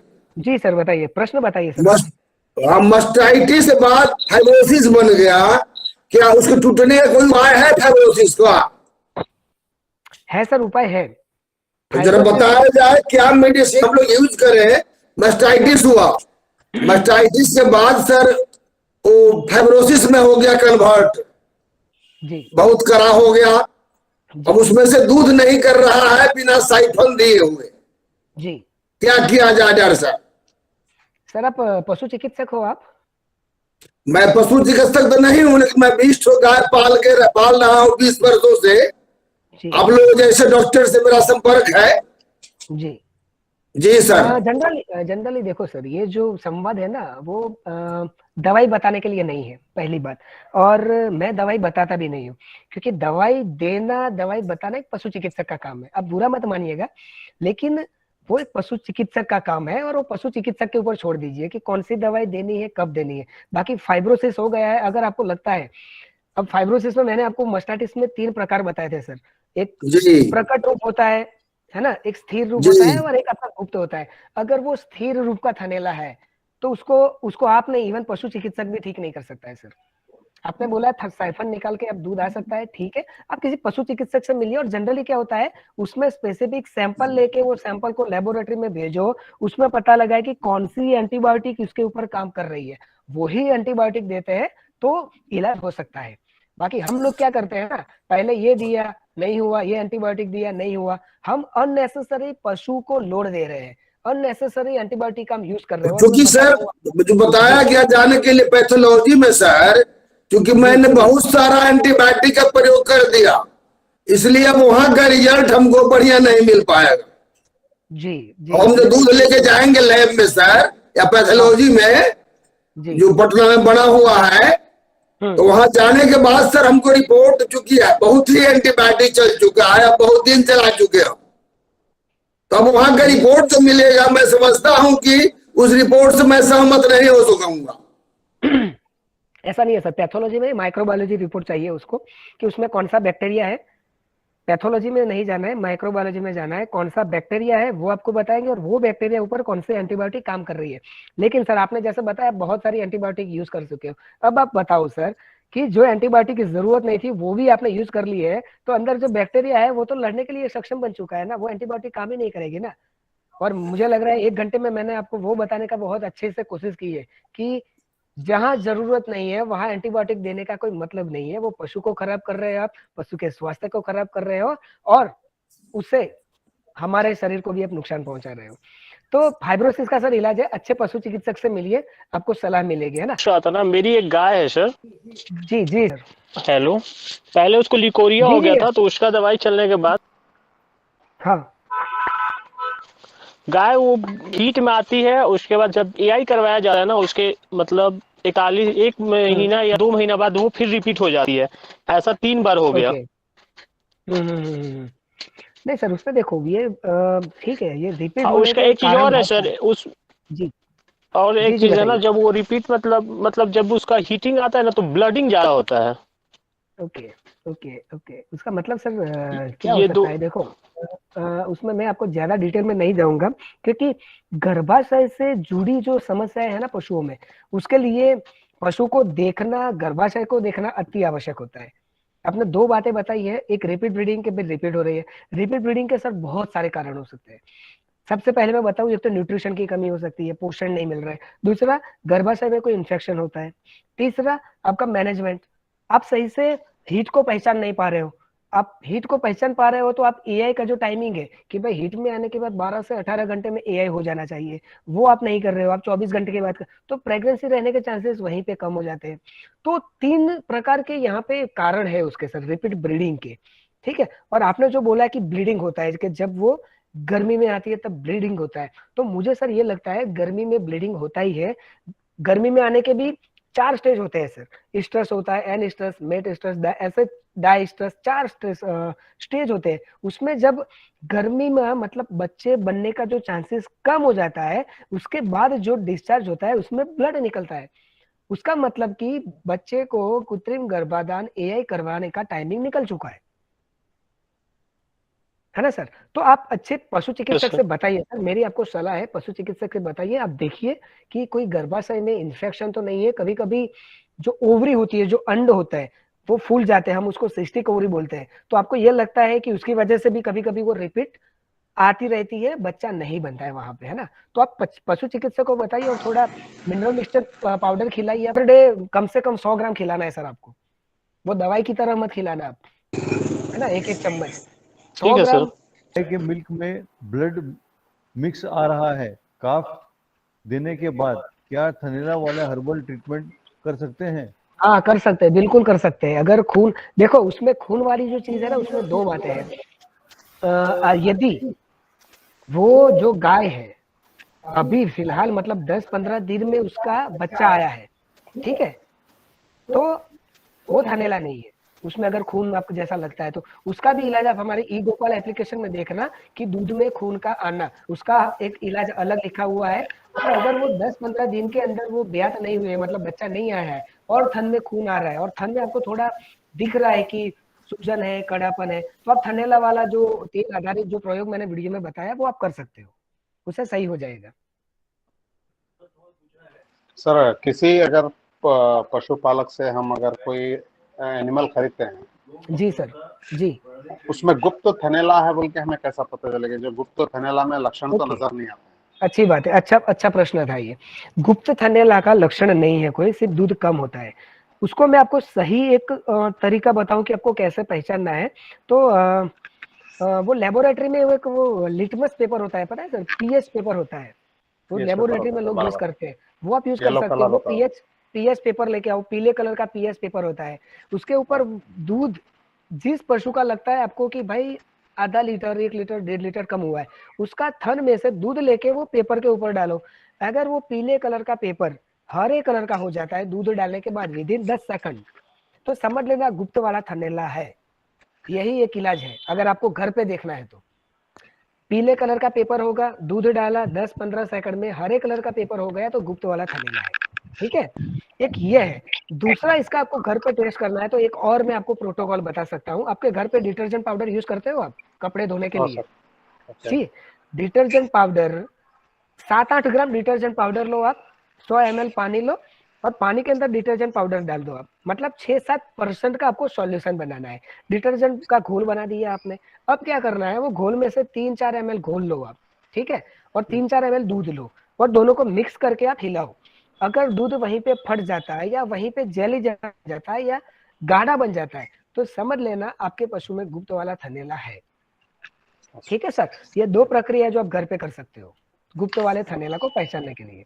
एक क्वेश्चन मेरा था कि गाय जब बच्चा देने के बाद वो अपना जेर खुद खा जाते हैं किसान के अनुपस्थिति में, तो उसमें क्या हाँ। उसमें प्रॉब्लम आएगा, उसको कैसे उसको करेंगे उसको? ओके, पहली बात तो वो खाने नहीं देना चाहिए एक। जिसे माने कि किसान के अनुपस्थिति में गाय रात में बच्चा गौशाला में दे दे, किसान नहीं देख पाया, हाँ, बच्चा देने के बाद खुद खा जाती है।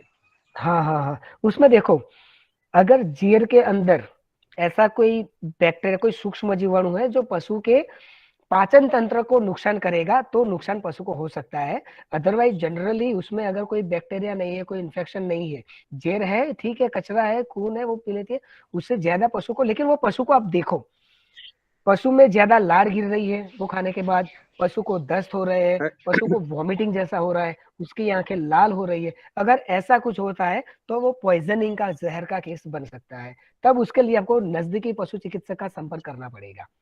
अगर ये सब प्रॉब्लम आपको दिखते हैं पशु में, तो अगर आपको लगता है कि ऐसा कोई लक्षण नहीं आ रहे हैं, ठीक है, तो चिंता करने की कोई जरूरत नहीं होती है जनरली।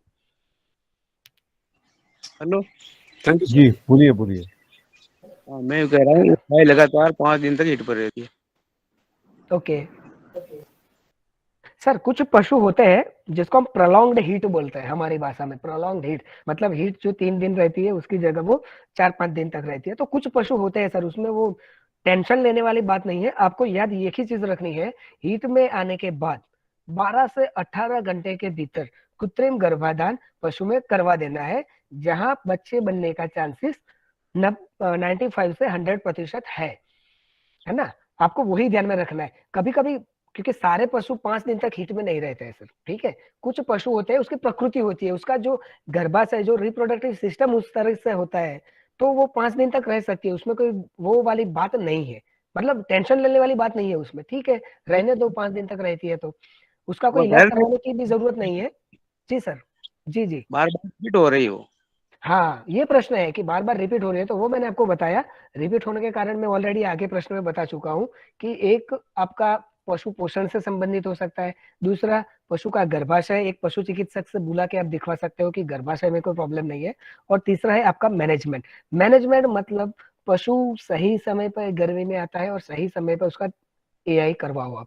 12 से 18 घंटे के अंदर हीट में आने के बाद सही तरीके से अगर एआई होता है तो पशु गाभिन होगा, अगर गर्भाशय में कोई प्रॉब्लम नहीं है और आपके पोषण में कोई प्रॉब्लम नहीं है तो आपको मैनेजमेंट थोड़ा आपका व्यवस्थित करना पड़ेगा। क्योंकि मैनेजमेंट आप पशु को आपने देखा है सुबह, मान लो सुबह आप उठे, आपने पशु को देखा है कि भाई गर्मी में आया है, अब आप शाम को करवा रहे हो, लेकिन पशु वो अगली रात को 8 बजे ही आ गया था, अब आप दूसरे दिन रात को 8 बजे करवा रहे हो, 24 घंटे हो गए ना, अब 24 घंटे में बच्चा बनने के चांसेस कम होते हैं। तो आपका जो मैनेजमेंट है, आपका जो पशु को जब देखते हो ना, वो तरीके को थोड़ा बदलो आप, कि हर 3-4 घंटे में एक बार कोई ना कोई पशु को देखे, तो एग्जैक्ट पशु जब गर्मी में आता है ना तो आपको पता चले। वो सर, जो हम बिहार से गया डेयरी के माध्यम से मतलब हम जुड़े हुए हैं जी, मैं अभी करीब 6 महीने से एआई टेक्नीशियन का मतलब कंप्लीट किया है। राइट सर, जो एक गिरलैंडो जो ब्रीड है वो क्या हम लोग का बिहार में उपलब्ध होगा? कौन सा वाला सर, कौन सा वाला? गिरलैंडो सर। हाँ, वो सर उसके लिए मुझे भी देखना पड़ेगा सर, लेकिन आप भी खुद चेक कर सकते हो। गिरलैंडो आप जो बोल रहे हो ना, वो शायद 90% में बोल सकता हूँ यहाँ आपको नहीं मिलेगा। दूसरा, अगर आपको वो सेवन देखना है तो ई गोपाला एप्लीकेशन आप डाउनलोड कीजिए, उसके जी। अंदर सीमेंट स्टेशन की जानकारी मिली हुई है, कौन से सीमेंट स्टेशन में कौन से बुल का सीमेंट मिलेगा, वो सब कुछ है सर। ठीक है, तो आप वो एप्लीकेशन डाउनलोड करके आप देखिए, तो उसमें आपको डिटेल मिलेगी। अगर है तो कहाँ मिल रहा है, उसका कॉन्टेक्ट नंबर भी वो सीमेंट स्टेशन का आपको मिल जाएगा। जी जी मनोज मुझे ये मटराइटिस ये क्या एक बीमारी है क्या सर? मेट्राइटिस, मेस्टेटिस, मस्टाइटिस के मेट्राइटिस दोनों अलग है sir. Metritis, metritis, metritis. Metritis मतलब जो गर्भाशय में इन्फेक्शन होता है, वो आप बोल रहे हो? मुझे मालूम नहीं सर, मैं उसके लिए पूछ रहा हूँ आपसे। नहीं, दोनों अलग चीज है सर। मेट्राइटिस मतलब कि गर्भाशय का इन्फेक्शन, यूट्रस ओके। का, और मस्टाइटिस जो थन में होता है, जो दूध खराब होता है, थन में सूजन हो जाती है, थन बंद अच्छा, हो जाता है, वो मस्टाइटिस है, वो अलग है। मेट्राइटिस, दोनों चीज अलग अलग है सर। एक रिप्रोडक्शन वाली है, एक प्रोडक्शन वाली है। Okay sir, thank you sir. Okay okay sir. Hello sir, जी सर। पूछिए।